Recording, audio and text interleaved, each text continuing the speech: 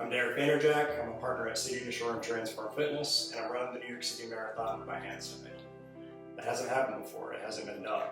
I'm doing this for a cause to help in the fight against human trafficking and to bring awareness to the mistreated people in our world today. I'm also doing this to show people that you can overcome adversity and you are not bound to any sort of limitation or burdens. I've never done a marathon, I've never done a Spartan race, I've never done any sort of endurance competition outside of college baseball.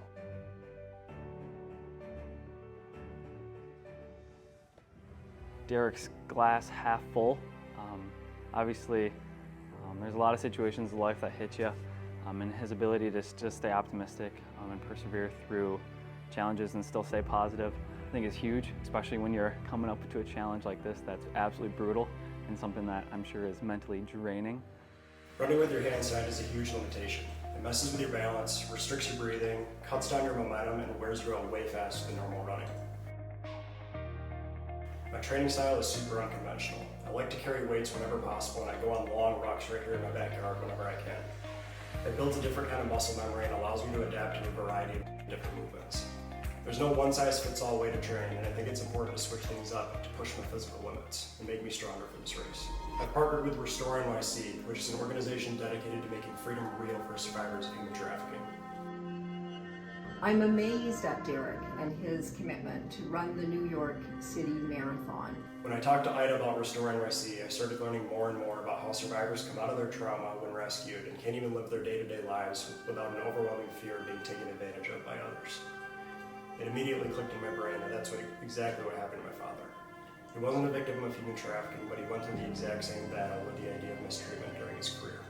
We can enable over 300 survivors to have safe housing, to also have meaningful jobs and trauma care counseling, and increasing the awareness also of the issue of survivors that are trying to come out of trafficking. I'm running the New York City Marathon to raise awareness for this cause and for my father who lost his life from medical mistreatment when I was 22. My dad was the most humble, heroic, and loving person I've ever met. He was that guy that always made sure everybody else had what they needed with a smile on his face before he ever got anything for himself. He's just an extraordinary example of what a good father should be. It's been really hard to watch at the beginning, but really fun and rewarding to watch now, to see what he's done to take this tragedy and turn it into something that's really cool. You know, Mark was a great man, and he was a great father and a great husband to my sister. I just love seeing Derek, his oldest son, really following in his footsteps of being an example.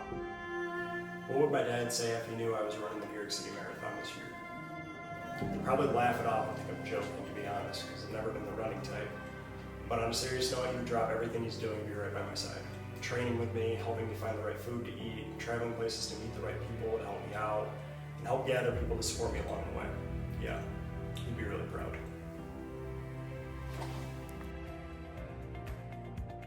I've been witnessing Derek coming into the gym consistently every single week. He's coming in to making sure his routine is consistent to get the results that he needs when you're at the gym to make sure that you get the results. I have an entire village of people alongside me for this journey. Nutritionists, running coaches, ultra-endurance athletes, strength trainers, videographers, mindset performance coaches, and sports massage therapists. I'm constantly pushing my body more and more each week, and I'm constantly trying to recover. After I cross the finish line of the 2023 New York City Marathon, I'll be taking on another world first next spring. I'm going to ruck with 40 pounds for 40 miles across the most remote place in the United States in Isle Royale National Park, carrying the burden of my story and continuing to support the 40+ million Americans trapped in human trafficking today.